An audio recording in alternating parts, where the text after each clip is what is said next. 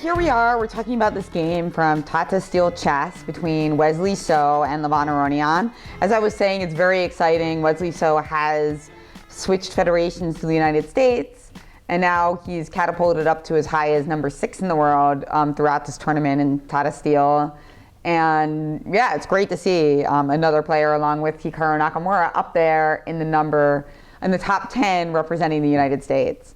He's having a really good tournament, and I encourage you to check out some of his videos from the live stream there with Grandmaster Jen Shahade, who's coming in after me actually, because Wesley does a really good job of kind of talking about his own moves.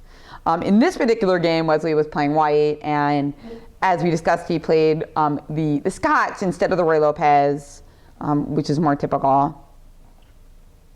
And now, a lot of, there was I was just looking at a Wesley So game actually where he played on the black side of double king pawn, and it was kind of a weird Joko piano line. So a lot of players are taking a cue from Magnus Carlsen and just playing weird stuff these days, which is really pleasant to see, because it's like you don't know really what to expect.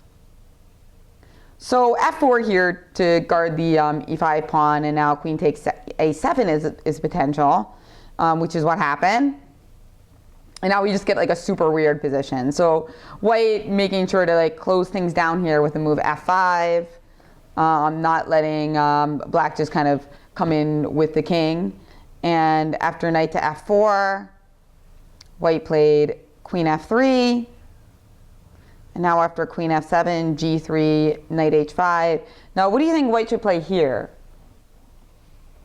Kind of a wacky position where both players, just raise your hand if you don't mind, and both players uncastled, both players with pieces in very strange positions.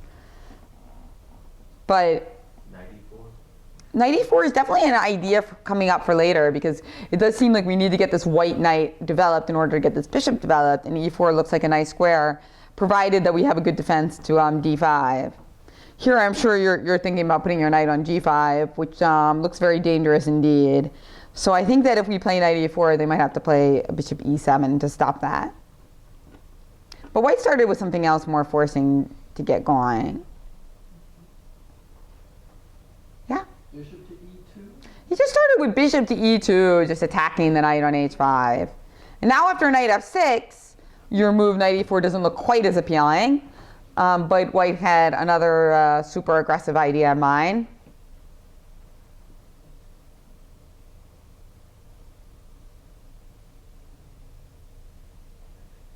Joe? I don't know. So this next one was castle.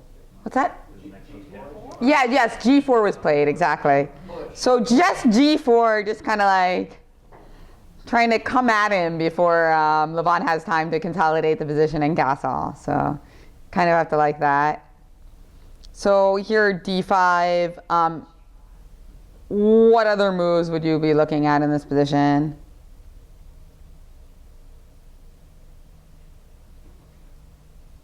Bishop b4? Bishop b4, that makes some sense, although I'm pretty nervous about g5 there. Because I don't think that bishop takes g2 is going to really help you that much.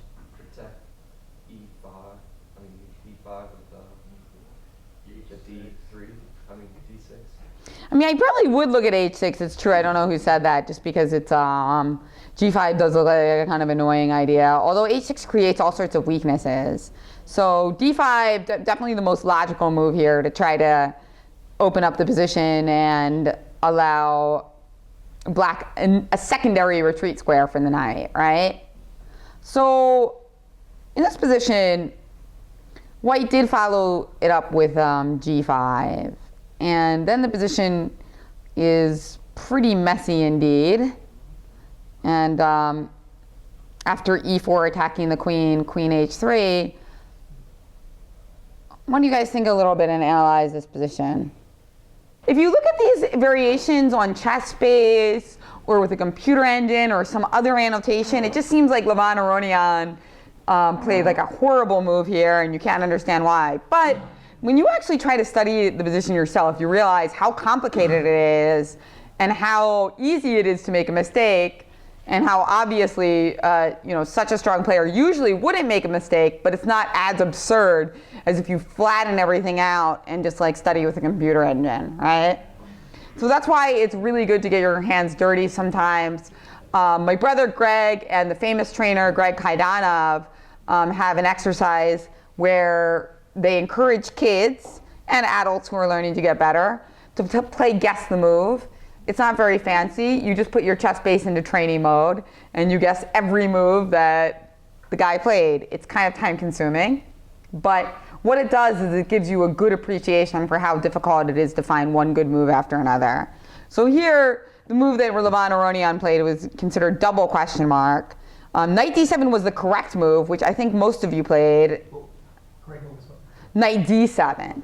Knight d to dog 7, and we'll see why. Unfortunately, the problem with knight g8 here is that after bishop h5, g6, now white can do what? Pawn takes G6. Well, white can play pawn takes g6. Even though our queen on h3 is in take, we're taking on f7 and the knight on g8 is in take. But one of the real key things here is that black doesn't have time now to play pawn takes g6 because of what?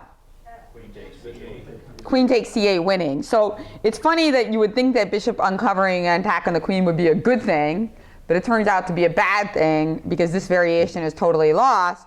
Whereas if you had put your knight on as d7, notice that after bishop h5, g6, now white cannot simply play pawn takes g6, right?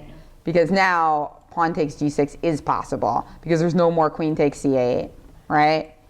So kind of simple when you lay it out all like that, but when you're playing during the game and you're also looking at all sorts of other variations like g6 and all this other stuff, it can become kind of tricky.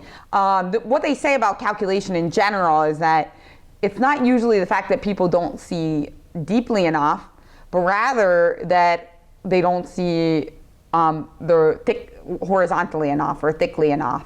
So they might see 5 moves ahead, but they forget that on the third move there was an extra option.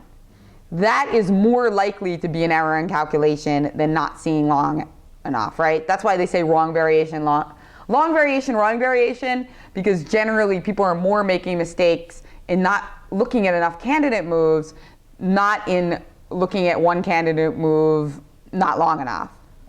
So knight g8, and now after bishop h5, g6, takes on g6, Wesley So is simply going to win this game because he's up a piece, right? So very nice win by Wesley So, in the fact that in the opening he came with some new ideas and it worked out well. One of the nice things about showing your opponent new ideas in the opening is that a lot of times they're unprepared and that causes them to make more mistakes. So chess, especially at the lower levels, is all about inducing your opponent to make more mistakes. And that means playing openings that can induce mistakes, playing good positional moves. You know, a lot of people say chess is 99% tactics, therefore strategy and openings aren't that important. I actually disagree with that. The reason I disagree with that is that even though most games are decided by tactics at the amateur level, and even many professional level games, a lot of those tactics are set up by strong openings and strong positional chess. So if you don't have good openings and good sense of strategy, even if your tactics are 2,500 on chess.com, you might not have that many opportunities to unleash those tactics. So it is very important tactics, but it's not the only thing. So let's take a look at one of the most critical games as we congratulate Wesley So on his great result. Of course, today was the first really nasty day for Wesley So in that he was treated to quite a long marathon battle against Anish Girian. Eventually went down, but was lauded by many for his fighting spirit. So certainly lots of great things to come from Wesley. And I know some of you in the audience actually watched that game, which I find pretty impressive. Well, now we're going to look at one of the games that, of course, everybody's waiting for. Number 1 and number 2, Caruana and Carlsen facing off. I love this game. Magnus Carlsen playing black. It was a really nice game. Some of you might recognize it. Caruana, of course, catapulting himself to like the clear number 2 in the world after his remarkable result here in St. Louis at the Sinkfield Cup. Since then, of course, he has not been able to replicate his success, but who can?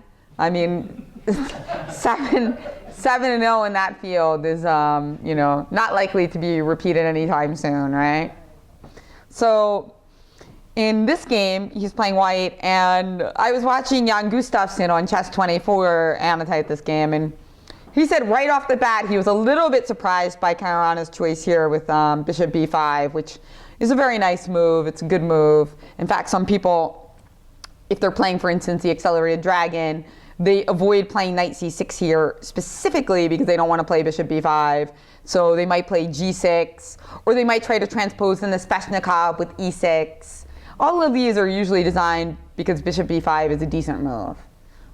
It's like almost like playing the Ruy Lopez against the Sicilian, right? It's very positional and kind of a nice idea for white.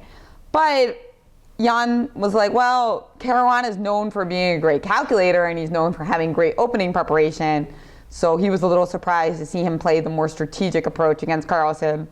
Of course, hindsight being 2020 in particular. But I hear what he's saying. It makes sense. I mean, if you look at Caruana's wins in the Sinkfield Cup, you saw a lot of amazing calculation and amazing opening preparation. Those were the two things that really marked, I think, a theme in his victories in Sinkfield. So g6, this is all kind of well known, and it looks pretty nice for white, but at the same time, black has 2 bishops. So white has a superior structure. Knight takes e5 in this position can be met by knight takes e4. So typical tactical justification. But if we want to talk about this position strategically, well, why do you think the move a3 might be made in this position, for one thing? Prevent b4 from getting down there at some point? No. Not as much for preventing b4. For instance, b5 would be, even if we, like, suppose black plays queen e7 and white plays like just some random move. Of course, he's not going to play king h1. But b5 would be a positional blunder, in fact. Oh, okay. Because this pawn now is quite weak, and the square is weak as well. So I don't think that white is ever worried about this pawn coming to b4. In fact, the only thing that kind of salvages these this constellation is the fact that it's like not that easy to attack c6. So even though these pawns are doubled, it's not really bad. Furthermore, there's often some nice ideas, maneuvering ideas here, particularly for this black knight. If I gave you a bunch of moves to maneuver that black knight, where would you maneuver it to? Well, there's actually a couple possibilities, but there's one that I'm thinking of in particular. H5 F4 is the quicker one, but if I gave you even more moves, what might you do? Yeah, E8, where? Oh, C5. C7, E6. Yes, E8, C7, E6, D4, right? And then you can really see that like these double pawns are not so bad, right? Of course, again, I'm just giving you a bunch of moves to illustrate a point. Now we can really see like, oh, this is okay. These double pawns are not really bad pawns, right? So it's not even as much the doubled pawns in this position that give white something to chew on. It's more like just a general potential expansion. And that's why when white plays A3, he's actually thinking about playing the move B4, even though, you know, at first glance you might say, well, why would we want to do that? Because those black pawns are doubled. Well, they are doubled, but they're not that easy to play against. Whereas after you play B4, now you're hitting C5, and if there's a capture on B4, D4 is suddenly a potential for white as well. So those are some of the strategic ideas in this position. And as you can see, compared to the open Sicilian, very strategic battle, right? Although it does get pretty wild. So instead, 98, okay, let's see, after this position, let me just get back to the real game. And now here, Carlsen actually made the move, queen to b1. I mean, Caruana, sorry. Fabiano played the move, queen b1, with the idea of getting b4 in. And so now we do have your move, knight to h5, trying to get a kingside attack, because it seems evident that white is going to have an advantage on the queen side after b4. So black just wants to get some counterplay at the risk of majorly weakening his position, right? So I wouldn't say he's like going quite for broke, but if he doesn't get some good play going, his position could be quite weak, especially with this bishop here on g7 now. As you can see, it's not so pretty. Well, black's actually in this position. I understand from a strategic point of view, you want to play queen takes c5, but there are a couple issues with that. One is that generally black wants to like keep his queen on e7 to try to support the g5 move and get a really quick kingside attack. Because as usual with attacking, time is of the essence. You can't just sit around and take all day doing it, because bad things are going to happen then. But there's also another reason that this could be a little bit problematic. Now, in this particular position, it doesn't seem like it's a big deal, but I would also be a little bit worried about this type of idea of knight g5 and queen b3 check. I think here it's not quite working, because after king h8, knight g5, you just go back to e7. And now white has just wasted time. But it's definitely something to keep in mind. Is there also a potential skewer on b4? Get the bishop to b4? There is a potential skewer on b4, it's true. That could become a problem. Yeah. Actually, yeah, huh. Because, I mean, well, the thing is, that's a little slow. But I was thinking knight a4 with the idea of bishop b4, but that doesn't really work out so well, because just after queen e7, bishop b4, c5, and you just like wasted a bunch of time. Maybe just queen b4 and trade queens for white. Trying to take the energy out of the black king side. Well, yeah, I mean, trading queens is certainly going to be a bit of a win for white, right? I thought it was good for black. No, the trade of queens will be good for white, because why do you think it would be good for black to trade queens? And we're going to see actually this theme again and again in this game, the trading queens theme, which is a huge theme in chess, because when somebody is trying to attack you, a lot of the time the key idea is to try to trade off queens, or at least keep that threat of trading queens so that they can't attack at will. But why were you thinking the opposite? I think you had a reason. Well, I mean, if you can make the c5 or some kind of play, and you have two bishops, and then bring the rook e8, bishop f8, and c5. So you're thinking about the two bishops, which are usually good in the endgame. That is usually true. But here the problem is, like, suppose the one problem is right away, we can't really trade queens on our own terms, because we certainly don't want them to play queen takes c5, because that would just be a disaster. So we have to kind of take, and that opens up this rook on the a file, which is already annoying. And then, your idea of rook d8 and bishop f8, the problem is knight is taking on e5, so this bishop g7 is kind of tied down.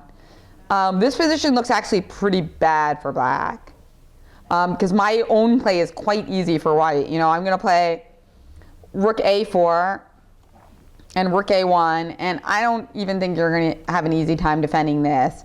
You're probably going to have to play a6, but then that's going to weaken this. It's not going to be fun. This is going to be a brutal defense. Brutal, unpleasant defensive task.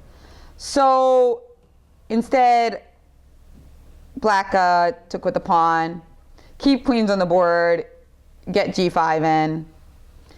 So bishop e6, queen a4, kind of trying to hit c6, which is the weakness that was created. And now hammer on a different weakness on c5, but kind of distracting his pieces. So as you can see, Magnus just kind of continues with his attacking ideas here.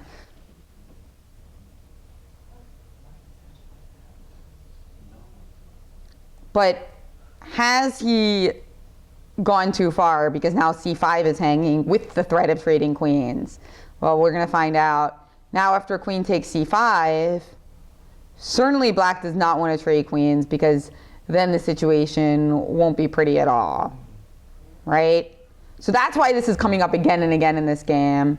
It's really key that we don't trade queens here. That's something that you sometimes see weak players do in this position. They play queen takes c5 and bishop takes f3 and try to get some compensation. I know most of you in this class are too strong to consider that, but notice that if, for instance, you're too strong to consider that in a standard time control game because you can kind of like sit back and say, hey, I don't want to trade queens in this position. Take yourself in the blitz tournament you're playing tonight when you only have 20, 30 seconds left on the clock. I know that everybody, when they have that little time, has like accidentally traded queens when they have an attack. So it just happens. Of course, queen f6. Even in a 1-minute game, Magnus Carlsen would play queen f6. He's not trading queens. So after knight h2, Magnus to move. Some of you might have seen this game, and I applaud your chess erudition. But those who haven't, let's try to think what black played here. Because basically, white wants to shut down the attack. So black to move. What would you do as black? Let's take a minute to think about it. For those of you who haven't seen it. In the back of my mind, he brought his queen down. I thought he brought his queen down.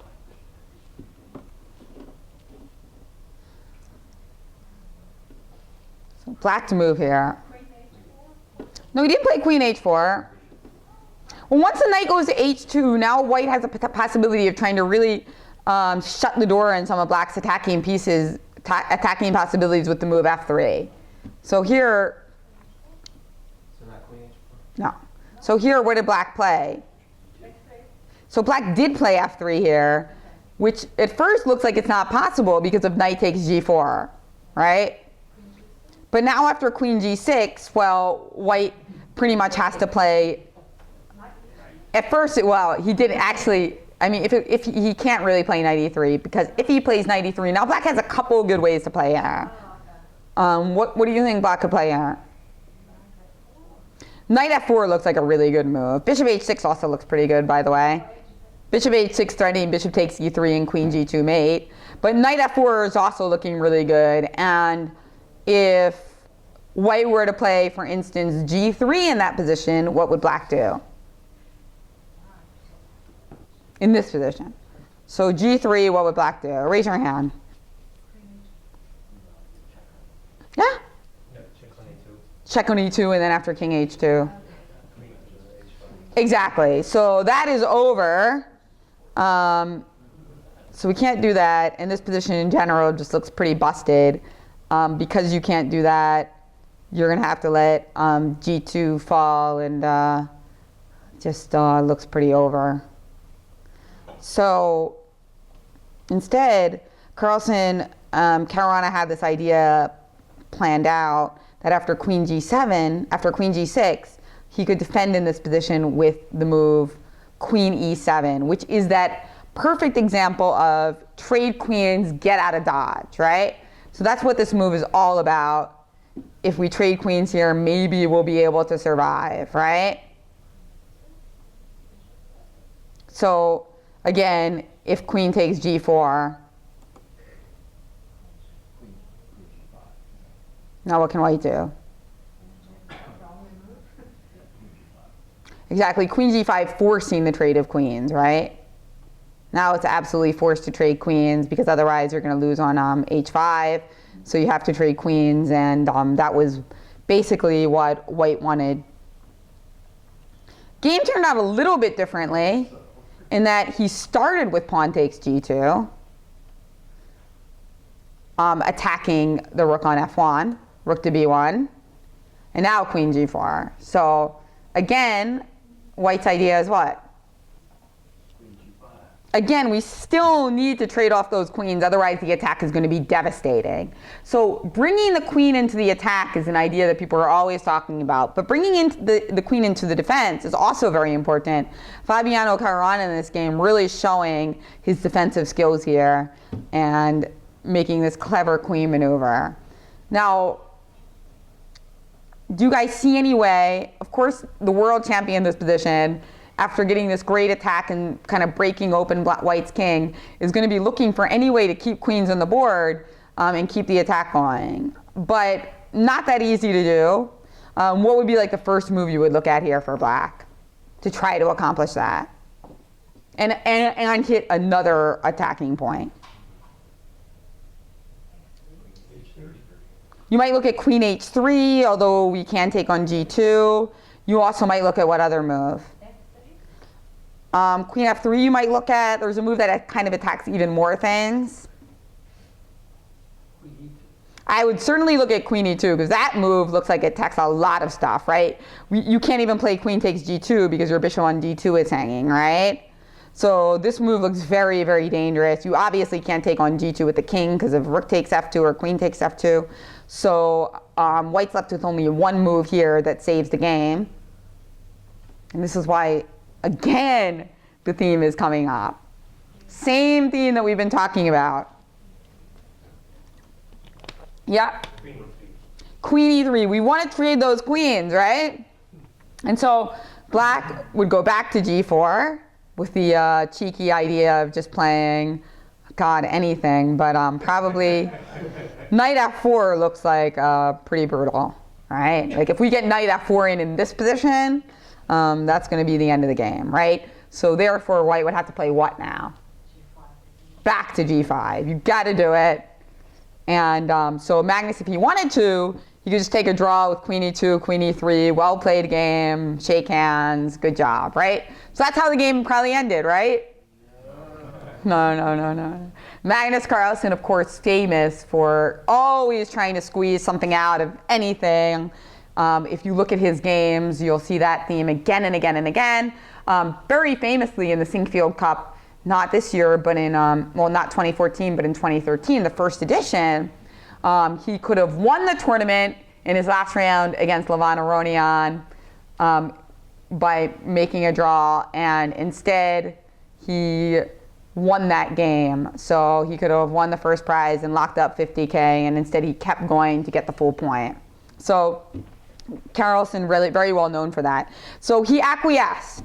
In this position he said, not to a draw, but to a queen trade. So he said, okay, maybe I have some chances in this position after queen takes g5, bishop takes g5, even though it looks like my opponent's likely going to recapture on g2 soon.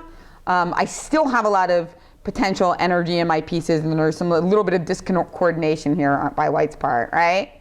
Jennifer, do you agree with that? It looks like the position is much better for White. Well, you know, I think if you look at it visually, I can see why you might think that, because the bishop on g7 looks bad.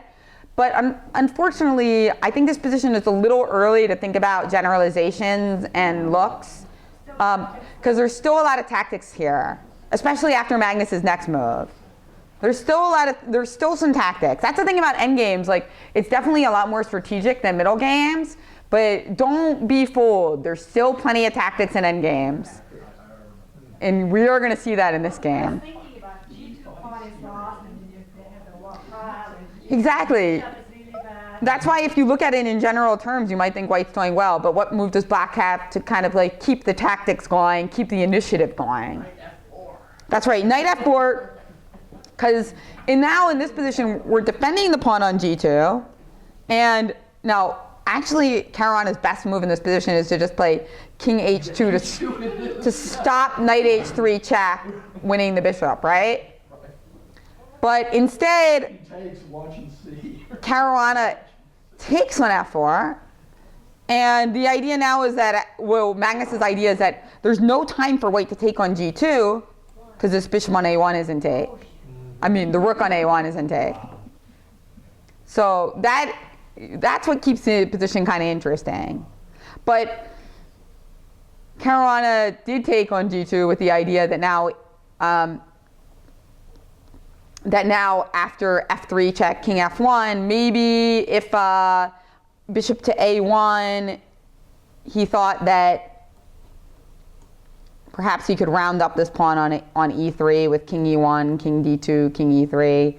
So perhaps Black would be doing well there too. But Carlsen played a different move in this position.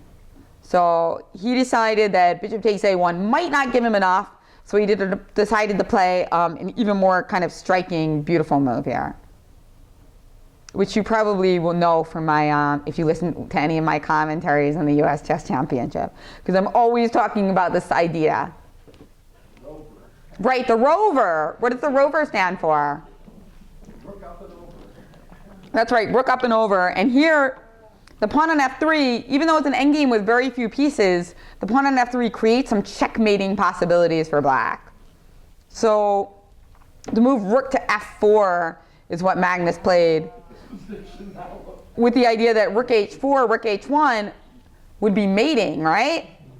So white actually has to be careful here about getting checkmated. And of course, there's also combinations of just playing bishop takes a1, rook takes a1, rook h1, just winning a rook. So this move completely putting on the pressure. For instance, like if we were just to try to ignore it with rook a2. Oh, how about C3? Okay, we'll look at that. But if rook a2, which might be like the first type of thing that you look at, now you see that after rook h4, black's going to be doing quite well here because you can't play king e1 because of rook h1, so you're just going to have to get closer to the fire. And then we're going to bring our other rook into the fray, and yeah, you're going to lose. Right? We'll bring our other rook into the fray with like rook f8 and then rook f6, and yeah, you won't be able to contest the two rooks. So kind of unusual example of rook mating in the endgame. So instead of after rook f4, c3 was played to kind of make sure that at least now you're not going to lose your rook on a1. And now rook to d8 was played. Another possibility here was to kind of try to run away with a king. And now black has a really nice move, which is kind of counterintuitive. It's a bit of a computer move, but it's still worth showing because it's kind of cool. So basically white wants to try to like move over here. So how can we stop him from doing that? Bishop h6. Bishop h6 is one way, but there's like another way that is even more brutal. Because it not only stops king d2, it even stops king d1, c3, bishop c, king c2 ideas. Rook D8? Yeah, rook d8 is a really cool looking move. Yeah, bishop h6 looks good too. And basically the idea now is if you try to play king d2, rook takes e4, and rook e2 is coming, and it's goodbye. So this is a good lesson in like when your opponent gives you some material, don't take it right away always. Instead, you can just continue to pressure them with all these like brilliant moves. So instead c3, and now rook d8 anyway. And now after d4, there's a cool variation here too. After rook h4, king e1, black to move and win. Another cool computer-esque variation. Yeah, bishop takes d4 here is a bone cruncher. And after pawn takes d4, you can't stop rook h1 mating. Yeah, you can throw in a couple of checks. What do we call checks like this? Yeah, we call them spite checks, right? Just like take a couple of checks, one more, and then get checkmated. But So go back to that king h2 move. I mean, how could you have held this with king h2? well, there's this. Okay, so instead, let me just show the end of the game. And instead, the game ended like this. And now after c5, this is also a really cool move. c5. Basically, black wants to play rook e2, but in this particular position, if we play rook e2, rook b2, kind of hangs on, right? So when you play c5, you're creating all this pressure. This pawn can't take because of the pin. And if the knight takes, rook e2 now is coming in with devastating effect. We're just going to play rook d2 check, and then we're going to bring this rook in, and more checkmates in the endgame, right? So totally over. Really, really nice game by Magnus. Like, it's kind of amazing how this endgame all turned around so badly for Fabiano. But to go back to the question, and Fabiano was in some time pressure here, understandably, because there was a lot to figure out earlier. So bishop takes f4, the critical mistake. Now, players on the amateur level, usually their mistakes are around captures. So it's interesting that even in this elite Grandmaster game by the #2 player in the world, the mistake centers on a capture. So that really shows you, every time you're making a capture in chess or offering a capture, stakes are a little higher. Think about it a little more. Well, king h2 is just a good move now because what can you do? Knight e2 with the idea of g1 and rook takes f2. Now I have time to take this pawn, right? So you can't do that. There's no good way for you to bring your rook in. If you play h6, then that cuts off your rook idea. If you play bishop f6, which would probably be the most dangerous move, now I can play bishop h6 and you still aren't getting in, right? By the way, if you play bishop g7, I'm not trading. Because if I trade, then again, you'll be able to play rook f6 to rook h6, that rover. So instead of trading, I'd play what? Bishop back to g5. But you see that discipline it takes when your opponent offers you a trade, you say no. Sometimes it's hard, you know? People don't always like to do that because it feels good to trade. But bad thing, even you get a check, it feels like you feel this momentary happiness from all these things happening. But then suddenly you're like, wait a second. It wasn't worth it. The moments of check were not worth it. So, yeah, that could have saved him. And you can see why it looks kind of scary putting your king on h2 like that, but he's able to hang on because there's just not a lot of entry squares. So really nice performance by Magnus Carlsen, who is showing that he is, the clear #1 player in the world, right? I mean, Anish is doing quite well as well, but especially in terms of the world rankings and his #1 rating spot, which there was a lot of distance. Then at the Sinkfield Cup, a little less, and now Magnus continuing to kind of widen that gap again.